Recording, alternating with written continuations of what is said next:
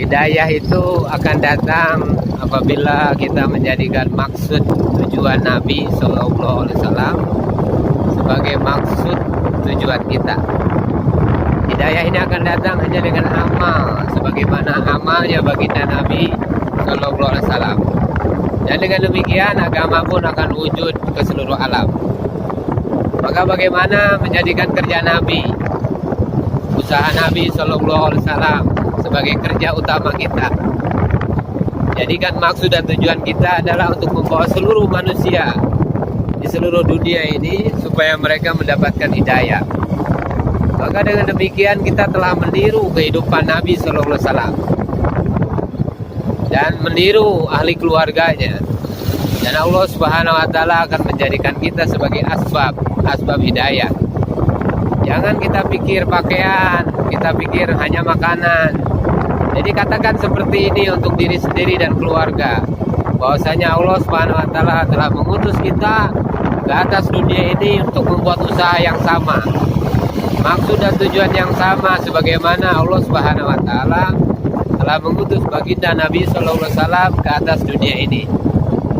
Kita sendiri dan keluarga kita orang-orang yang beruntung, karena hari ini orang-orang Islam. Hadirin yang mulia, kita ini orang Islam. Maksud dan tujuan bukan untuk mendapatkan kekayaan, bukan untuk mendapatkan kebendaan atau kekuasaan. Kerja kita dan tujuan kita adalah bagaimana membawa setiap orang yang yakin mereka terhadap harta, benda, dan kekuasaan supaya mereka ini hidup dengan cara Nabi Sallallahu Alaihi Wasallam, yaitu menghidupkan sunnah Nabi Sallallahu Alaihi Wasallam, supaya mereka yakin kepada Allah Subhanahu Wa Taala, Zat yang Maha Tinggi, supaya mereka senantiasa menyempurnakan dan menjaga perintah-perintah Allah Subhanahu Wa Taala dalam kehidupan mereka, dan supaya mereka menghidupkan sunnah-sunnah Nabi Sallallahu Alaihi Wasallam dalam kehidupan mereka. Nah, inilah kerja kita. Allah Subhanahu Wa Taala telah memberikan kepada kita satu usaha yang sangat besar, yang sangat tinggi, dan dengan taufik dan kasih sayang Allah Subhanahu Wa Taala, pembicaraan seperti ini dibicarakan di dalam kerja tabligh ini, kerja dakwah ini. Bagaimana setiap orang fakir di kalangan ini bisa menjadi asbab untuk membawa seluruh manusia di seluruh dunia supaya menghidupkan sunnah Nabi Sallallahu Alaihi Wasallam. Dan dengan kekuasaan Allah Subhanahu Wa Taala, usaha tersebut semudah mungkin.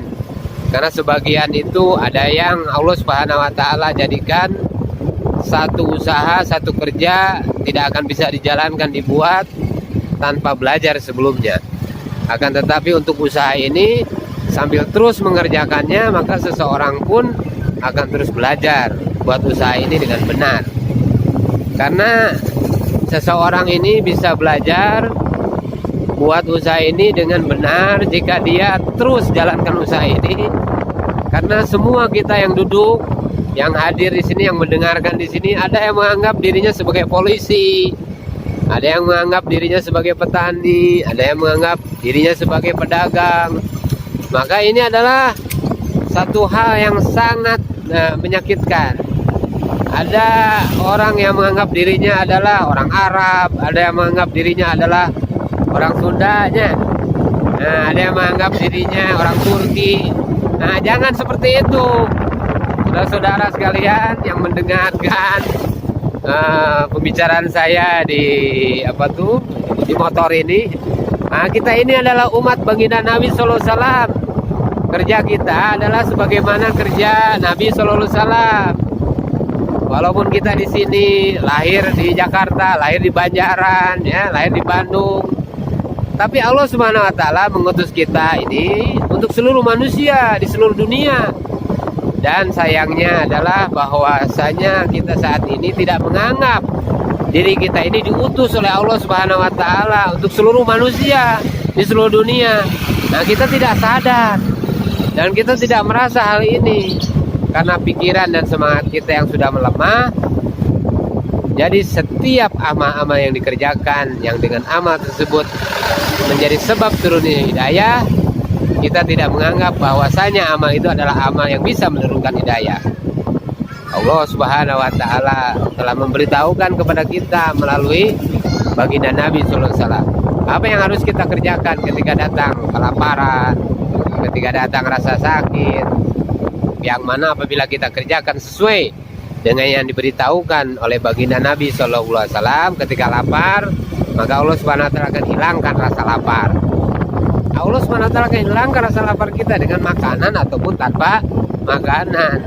Dan di surga nanti Allah Subhanahu wa taala akan memberikan berbagai macam makanan yang tidak terhitung banyaknya, yang tidak akan ada habis-habisnya. Dan laparnya kita dalam membuat usaha agama ini bukan suatu perkara kecil. Laparnya kita, capeknya kita, lelahnya kita di dalam usaha agama ini, dalam dakwah, Allah Subhanahu wa taala akan kasihan dengan kita. Dan dengan demikian Allah Subhanahu wa taala akan bukakan untuk hidayah untuk seluruh manusia di seluruh dunia. Masya Allah. Jadi laparnya kita ini, capeknya kita ini bukan hal yang sepele ya. Motor-motorannya kita ya, ini bukan hal yang sepele, ini sesuatu yang sangat besar. Kalau kita panas ini sekarang pakai motor, lelah, sakit kepala kita ini bisa menjadikan asbab terbukanya pintu hidayah untuk seluruh alam. Sakitnya kita, lemahnya kita, terkantuk-kantuknya kita dalam usaha ini. Tapi hari ini kita tidak paham bagaimana bernilainya lapar kita. Rasa lapar yang kita maksud ketika menjadikan maksud hidup kita sebagai maksud Nabi Sallallahu Alaihi Wasallam, betapa bernilainya. Kemudian terjatuhnya kita, terlukanya kita, Masya Allah, peningnya kita, penatnya kita, keperluan-keperluan yang tidak sempurna ketika kita buat usaha ini, kita tidak tahu betapa berharganya itu semua. Ketika kita dalam buat usaha ini tidak punya uang sedikit pun, Masya Allah, masa ini besar, tinggi nilainya di sisi Allah Subhanahu wa taala. Oleh karena itu, semangat insya Allah ya, Pak Ujang ya. Semangat, jangan kendor kita buat dakwah. Kita hidup untuk dakwah, dakwah sampai mati dalam dakwah. Insya Allah.